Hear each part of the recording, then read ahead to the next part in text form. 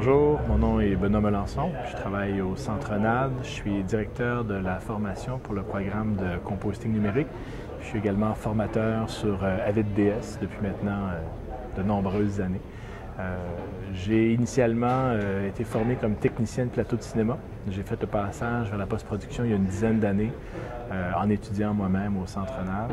Et par la suite, j'ai travaillé en post-production, encore là de nombreuses années, pour revenir éventuellement à temps plein en tant que formateur. AvidDS est un logiciel fabriqué chez Softimage. C'est une plateforme qui sert au finishing, donc tous les effets online, plus spécialement dans le domaine du broadcast, donc tout ce qui est télévision, chaînes spécialisées. Et c'est donc des plateformes que Radio-Canada utilise, l'ONF parfois aussi, des petites maisons de post-production aussi qui font par exemple Le Cœur a ses raisons. C'est donc une plateforme qui me permet de voyager aux États-Unis, parfois aussi dans l'ouest du Canada, pour former des gens sur place, ceux qui ne peuvent pas se déplacer. Je pense que toute cette problématique-là de jeux vidéo versus effets visuels, cinéma-télévision est intéressante parce que, on le voit depuis de nombreuses années, les barrières entre les deux domaines réduisent constamment.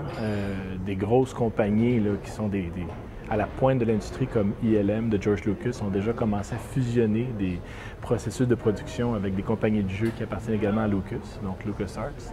Et nous, ce qu'on voit à Montréal, c'est que les compagnies de jeux veulent recruter des gens qui connaissent les jeux, mais qui ont la maîtrise de l'image de gens qui ont été formés en cinéma.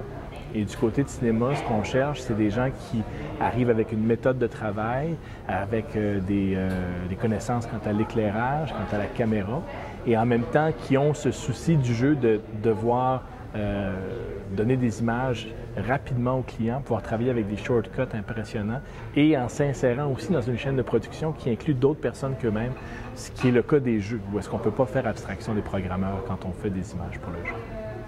Je ne pense pas que la complexité des logiciels peut apporter un danger quant à pouvoir, pour un artiste, exprimer son art. Ça reste un outil, c'est un outil qui est très fluide, effectivement, il change régulièrement, pour ne pas dire constamment, mais un artiste en 3D est capable de suivre ce mouvement-là assez bien. Le danger que moi je vois davantage, c'est de dire à un moment donné qu'on transforme cette espèce de moyen qu'est l'outil en une fin, puis que ça devient simplement un combat de dire combien d'innovations on peut rentrer dans la version cette fois-ci, parce que le fabricant en face, de l'autre côté de la rue, lui, essaie de faire encore mieux. Cette espèce de course à simplement des petits ajouts pas vraiment fonctionnels, ça, je vois un danger. Un autre danger possible aussi, c'est que les clients, ceux qui vont utiliser les images, embarquent dans cette espèce d'histoire-là de dire on va simplement continuer à aller de plus en plus loin, puis rajouter dans le fond ben de la colle puis du diamant par-dessus quelque chose qu'un artiste, de toute façon, lui voit comme étant le plus important, l'image elle-même. Il y a un danger de surévaluation de cette innovation-là, mais ce n'est pas de la part de l'artiste. L'artiste, lui, s'il est bien formé, il est capable de suivre le pas. C'est également aussi quelque chose qui peut être dangereux s'il se trouve un artiste dans une compagnie qui n'encourage pas cette formation-là continue. Là, on peut avoir effectivement des gens qui perdent pied, si on veut. Plus ils attendent, plus ça devient difficile de rattraper le pas. Disons que je pense que les enjeux de la formation en animation 3D, puis en effet visuel en général, en jeu aussi en ce moment, c'est que la formation qu'on avait il y a 15 ans, elle n'existe plus. Elle s'est institutionnalisée. Elle deal maintenant avec une population plus jeune qui est très à l'écoute de ce qui se fait comme travail au niveau de ces images-là. Et la formation doit donc réussir à satisfaire ces gens-là qui veulent tout apprendre, satisfaire aussi les compagnies qui, eux, ont des besoins beaucoup plus spécifiques, beaucoup plus pointus. Et par rapport à ces deux tendances-là, qui sont un petit peu à l'opposé l'une de l'autre, il faut trouver le moyen de rester rentable. Dans une situation où est-ce qu'on ne peut plus charger le prix qu'on chargeait il y a 10 ans pour un cours, on ne peut pas charger 4 fois le prix d'un logiciel pour donner une formation là-dessus. Donc, le défi de la formation, elle est bien là, elle doit s'adapter, elle doit pouvoir suivre.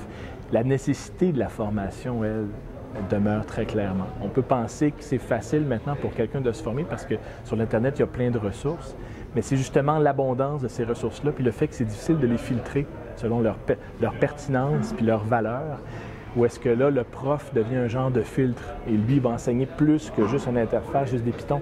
Il va enseigner une méthode de travail, il va enseigner des choses qui se font en groupe, comme en industrie, comparativement à quelqu'un qui va apprendre tout seul chez lui.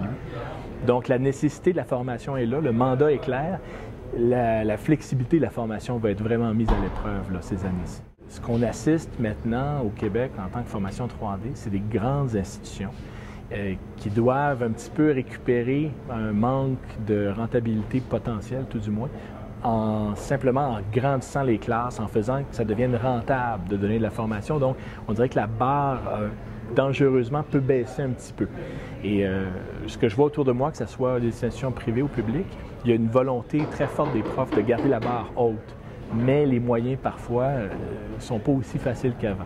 Donc, c'est de dire simplement, oui, Montréal, on se le fait répéter à tort et à travers, on est une plaque tournante au niveau de l'animation 3D, que ce soit dans les jeux ou les effets visuels. Il ne faut pas s'asseoir sur nos lauriers, il faut rester très au fait de comment on va continuer à former la population qui est très talentueuse, comment on va réussir à la former pour qu'en plus elle ait cette méthode, cette rigueur, pour pouvoir continuer à garder Montréal sur la carte, si on veut. Ça a l'air un petit peu bizarre de dire effectivement que ce serait une solution de rester petit. Le modèle nord-américain, c'est « big is better », fait qu'on essaie d'être grand. Moi, je pense qu'il y a moyen de grandir en gardant des valeurs, des petites unités. Le programme que je dirige en ce moment en compositing numérique, juste pour te donner un exemple, on va avoir 6 élèves cette session-ci et on est 2 profs à temps plein. Donc, c'est vraiment un ratio prof-élève qu'on va garder très, très tight pour pouvoir vraiment donner toute l'attention, tout l'encadrement qu'il faut. Je pense qu'il faut viser des solutions comme ça. On ne peut pas penser qu'on va avoir des classes immenses avec un prof en avant qui ne peut pas tout le temps venir parce qu'il travaille en entreprise. Je ne dis pas que ça se fait maintenant, mais ça peut être un danger. Il faut rester très à l'affût de ça. C'est l'encadrement qui va primer, je pense, dans la formation. Pour moi, si ce n'est pas une solution, c'est certainement quelque chose à considérer de manière très, très proche et très soucieuse. C'est indispensable, je pense, pour un prof de garder le pied un peu dans l'industrie. C'est sûr qu'on ne peut pas en faire autant qu'on voudrait, mais ça demeure capital parce que les logiciels qu'on reçoit et qu'on enseigne arrivent avec une idée de la part du concepteur sur la manière dont ces logiciels-là devraient être utilisés. Mais en production, il y a toutes sortes de défis, toutes sortes de situations qui ne rentrent pas souvent dans les petits schémas que le concepteur a eus. Il faut employer le logiciel un petit peu en ouvrant le capot puis en changeant des fils de place pour que la voiture réussisse à faire la distance qu'on a besoin qu'elle fasse. Donc, il faut que les profs continuent à faire de la prod. Même si c'est à temps partiel, il faut garder le pied là-dedans. Je pense que sinon, c'est trop dangereux. On perd le pied, justement, on se met dans une bulle. On devient une petite laine, là, que j'appelle.